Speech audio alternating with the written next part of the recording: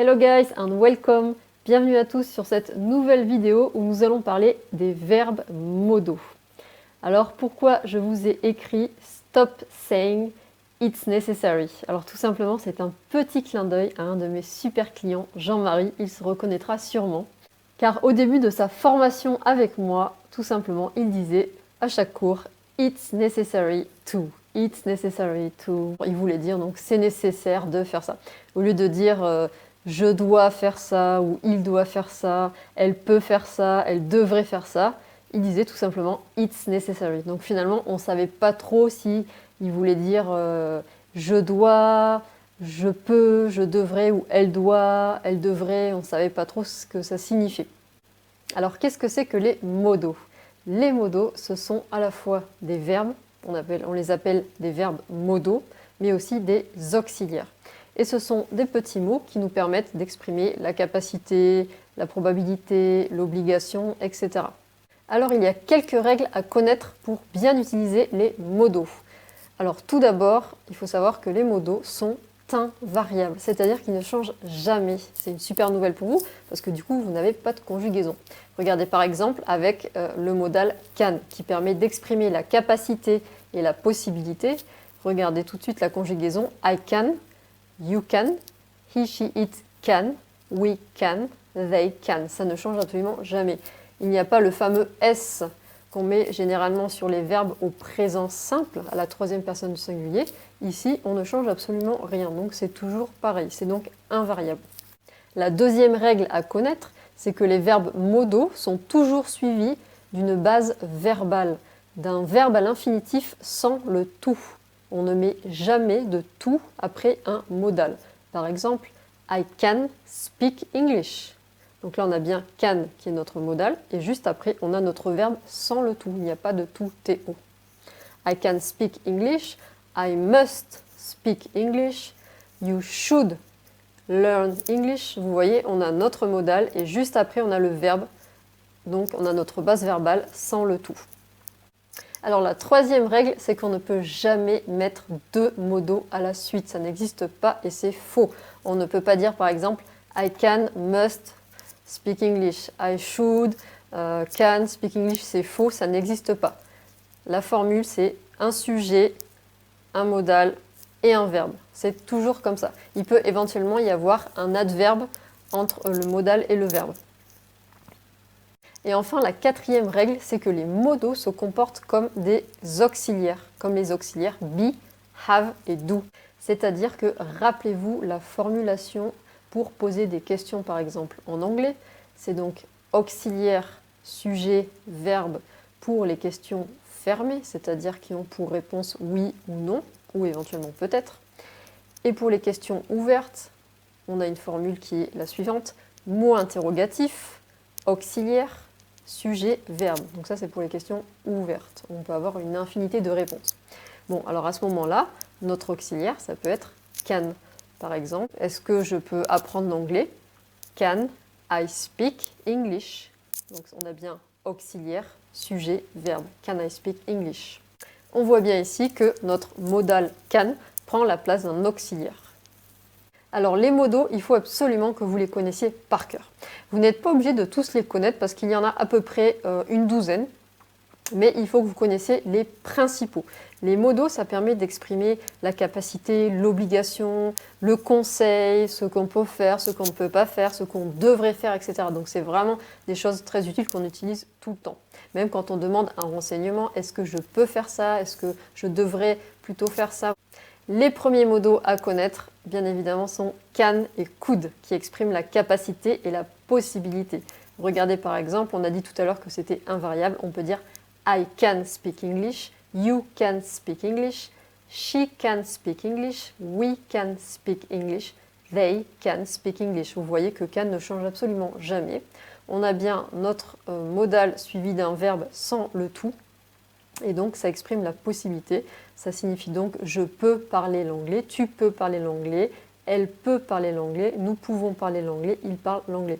Donc, vous voyez, c'est très simple d'utiliser les modaux en anglais parce qu'il n'y a pas de conjugaison, ça change absolument jamais. On utilise le modal could pour exprimer la capacité et la possibilité au passé, mais également pour exprimer le conditionnel. Donc si je dis you could speak English, ça signifie tu pouvais parler l'anglais au passé, mais ça signifie également tu pourrais parler l'anglais au conditionnel. On peut également utiliser le semi-modal be able to qui permet d'exprimer la capacité et la possibilité au passé, au présent et au futur, à tous les temps.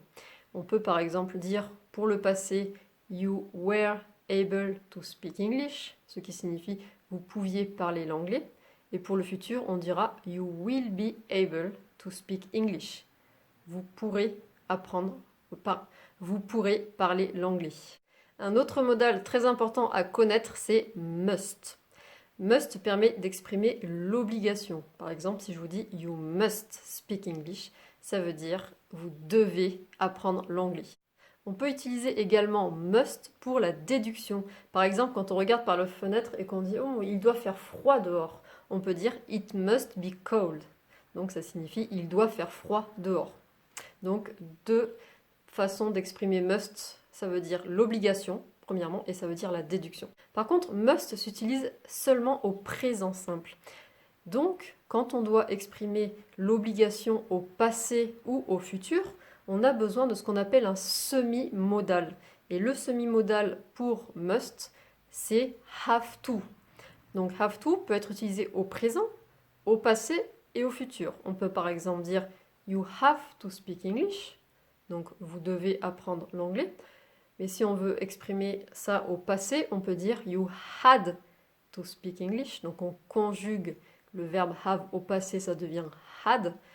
You had to speak English. Et si on veut dire vous devrez apprendre l'anglais, you will have to speak English. On rajoute will devant have to. You will have to speak English.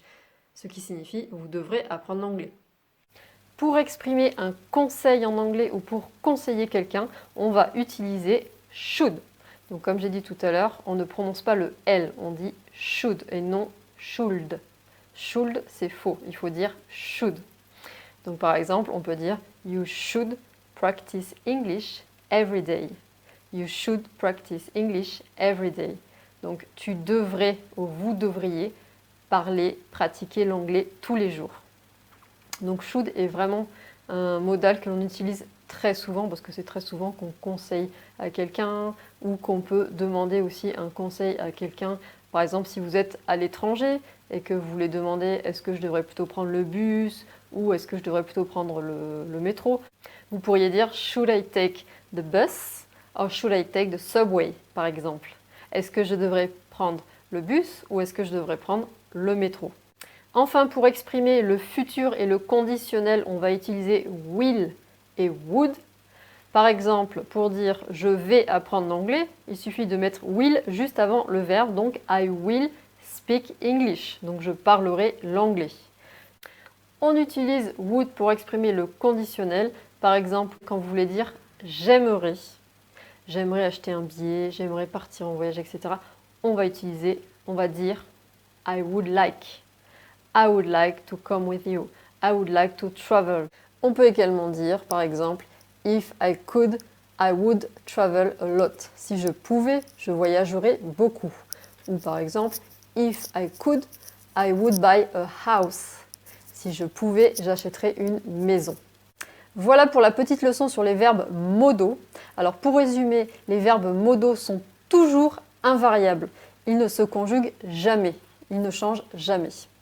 Ils sont toujours suivis d'un verbe à l'infinitif sans le tout. On ne met jamais deux modaux à la suite. Et enfin, ils se comportent comme des auxiliaires.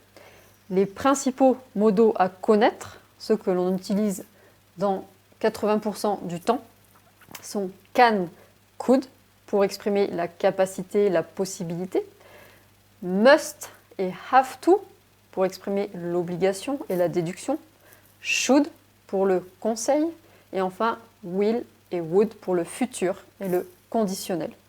J'espère que cette petite leçon sur les modos vous a plu. Vous pouvez me laisser un message dans les commentaires sous la vidéo et y poser toutes vos questions.